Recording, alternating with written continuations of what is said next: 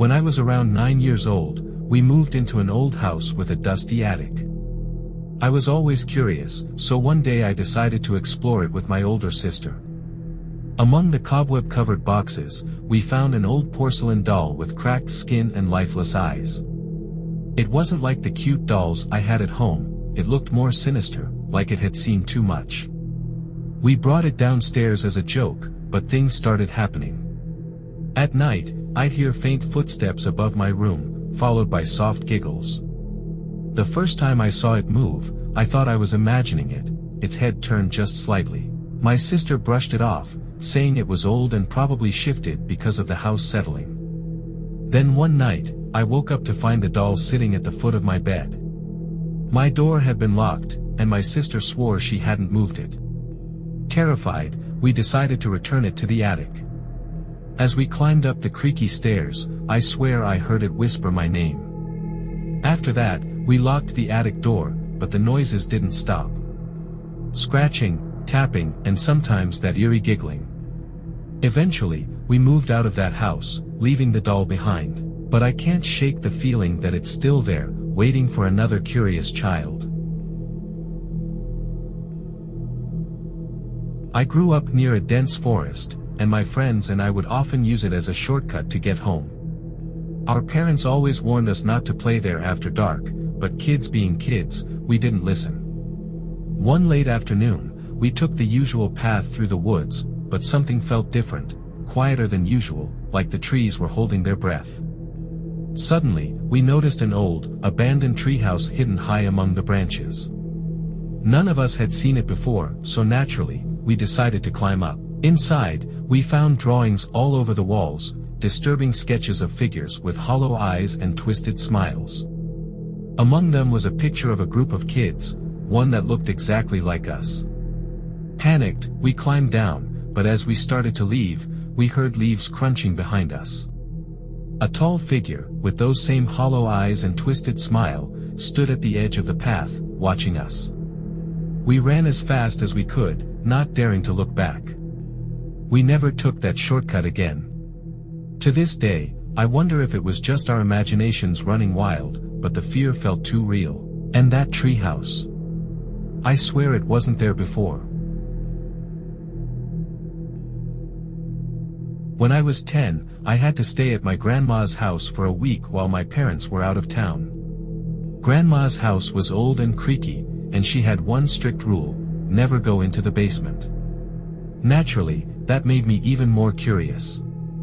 One night, while she was asleep, I decided to sneak down there. The basement door was stiff, and it groaned loudly as I opened it. The air was damp and cold, and the only light came from a single flickering bulb.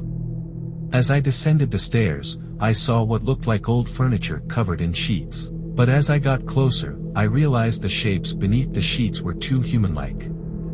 My heart raced as I peeled back one of the covers. Underneath was a mannequin, its face cracked and eyes wide with a vacant stare. I thought it was just a creepy old decoration until I saw its eyes follow me. I froze, convinced I was imagining things. Then I heard a whisper, like someone was right behind me. "You shouldn't be here," it said, soft and raspy. I bolted up the stairs, slamming the door behind me. I never told Grandma what happened, but she seemed to know. She just gave me a knowing look the next morning and said, "That's why I told you not to go down there." In middle school, my locker was right at the end of a dimly lit hallway. It was one of those old metal lockers that would always get stuck. One day, as I was trying to yank it open, I heard a faint scratching sound coming from inside. Thinking it was a mouse or something, I quickly opened the locker, but it was empty, just my books and backpack. Over the next few weeks, the noises got worse. It wasn't just scratching, sometimes, it was soft sobbing, like someone trapped inside. I mentioned it to my friends, but they just laughed it off. Curious, I decided to investigate. I left a pencil inside one day, balanced perfectly on the edge of a book. The next morning, the pencil was snapped in half, and there was a smear of what looked like dirt across my textbooks. One evening, when I was staying late for a school project, I heard the sobbing again, but louder. The hallway was deserted, and as I approached my locker, I felt a cold breeze. When I opened it, a gust of wind blew through, and the sobbing stopped. Inside, etched into the metal, were the words, "Help me." I switched lockers after that, but I heard rumors that the next student who got that locker had their own share of eerie experiences.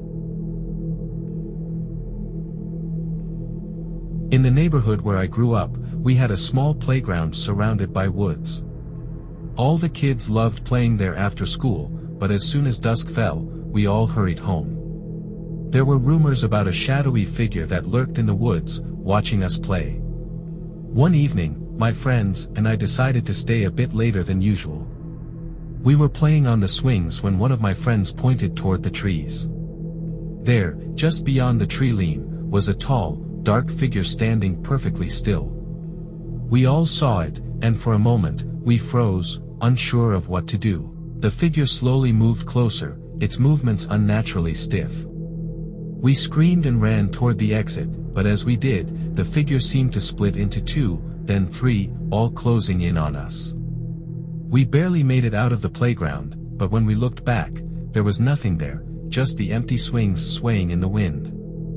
After that, none of us ever stayed at the playground after dark.